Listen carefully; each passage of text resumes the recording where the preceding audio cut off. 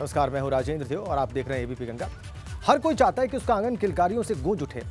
लेकिन स्वास्थ्य संबंधी परेशानियों की वजह से संभव नहीं होता है।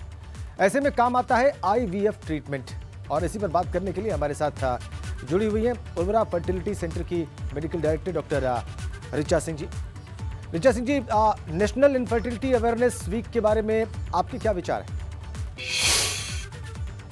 इनफर्टिलिटी अवेयरनेस वीक हम सब लोग 24 से लेकर 30 तक सेलिब्रेट कर रहे हैं इस साल, और इसके बारे में मैं यही कहना चाहूँगी कि ये समस्या बहुत तेज़ी से बढ़ रही है और समय है इस समय हम सब के जागरूक होने का, ख़ास तौर से महिलाओं का। और जो महिलाएं जिनकी मैरिज हो गई है और 1 साल से ज़्यादा का समय हो गया है संतान के लिए ट्राई करते हुए और कंसेप्शन नहीं हो रहा है, तो वो ज़रूर अपने फर्टिलिटी डॉक्टर को दिखाएं। और वो महिलाएं भी जिनकी मैरिज हो चुकी है पर वो प्रेगनेंसी प्लान नहीं कर रही हैं और एज उनकी 30 के आसपास है, तो वो ज़रूर अपने डॉक्टर को कंसल्ट करके अपना फर्टिलिटी चेक कराएं, ताकि आने वाले समस्या को हम समय पे डील कर सकें और सही समय पे अपना ट्रीटमेंट लेके इस समस्या को कम कर सकें। ऋचा जी, हम जानते हैं कि इनफर्टिलिटी केसेस में उर्वरा फर्टिलिटी सेंटर बहुत अच्छा काम कर रहा है, तो आप हमारे दर्शकों को बताएं कि उर्वरा फर्टिलिटी सेंटर इस तरफ आगे कैसे बढ़ा। उर्वरा अपने मरीजों के लिए और उन सभी लखनऊ वासियों के लिए या जो भी लोग समस्या से जूझ रहे हैं उनके लिए अग्रणी है, क्योंकि जब हम लखनऊ आए थे तो यहाँ पे बहुत ज़्यादा चलन था डोनर साइकिल्स वगैरह का करने का आईवीएफ में,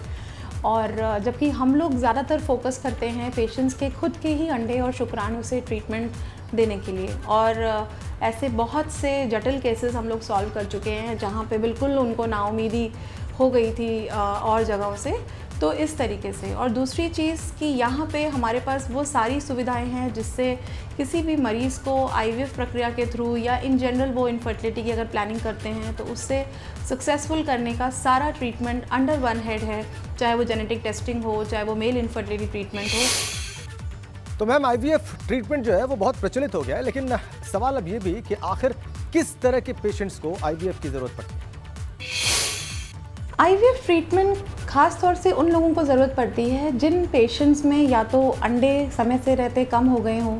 या जिनके शुक्राणु ख़त्म हो गए हों, या उनको कोई रसौली की समस्या है, या पॉलीसिस्टिक ओवरी है, या एंडोमेट्रियोसिस है, या उनके ट्यूब्स ब्लॉक हो गए हों। क्योंकि आज की तारीख में लोग काफ़ी समय के बाद प्लानिंग शुरू करते हैं क्योंकि उनको फाइनेंशियली स्टेबल होना होता है, और इन सब कारणों की वजह से बहुत बार उनके शरीर में समस्याएं डेवलप हो जाती हैं। बहुत बार उनकी दवाइयाँ काम नहीं करती हैं, आईयूआई काम नहीं करते हैं, तो ऐसे केसेस में हमको अक्सर आईवीएफ का सहारा लेना पड़ता है। तो ऋचा जी, आजकल देखने को मिल रहा है कि मेल इनफर्टिलिटी भी बहुत बढ़ गई है, इस पर आप क्या कहना चाहते हैं? मेल इनफर्टिलिटी काफ़ी ज़्यादा बढ़ गई है, और रीज़न हम सब जानते हैं कि smoking habits, drinking habits, plus office stress work, plus unhealthy diet, lack of exercise, तो ऐसे बहुत सारे कारण हैं जिससे मेल्स में भी समस्याएं बढ़ती जा रही हैं। पर मैं यही कहना चाहूँगी कि निराश होने की ज़रूरत नहीं है, क्योंकि हर समस्या का इलाज पॉसिबल है। और वी आर ब्लेस्ड कि उर्वरा में हमारे पास इवन जिनके शुक्राणु निल हो चुके हैं उनके लिए भी टीसा एवं माइक्रो टेसे जैसी टेक्निक्स मौजूद हैं, जहाँ पे उनको उनके ही जेनेटिक्स से वो अपने फादरहुड को ब्रेस कर सकते हैं। तो उनको निराश नहीं होना है, पर इन सब हैबिट्स को छोड़ना है ताकि इन समस्याओं से हम जूझ पाएँ और अपने पेरेंटहुड को हम ब्रेस कर पाएँ। बहुत बहुत धन्यवाद ऋचा सिंह जी, हमसे बातचीत करने के लिए और बताने के लिए कि इनफर्टिलिटी की समस्या से कैसे निजात पाई जा सकती है और इसके लिए क्या किया जा सकता है। और इसी के साथ इस कार्यक्रम में इतना है।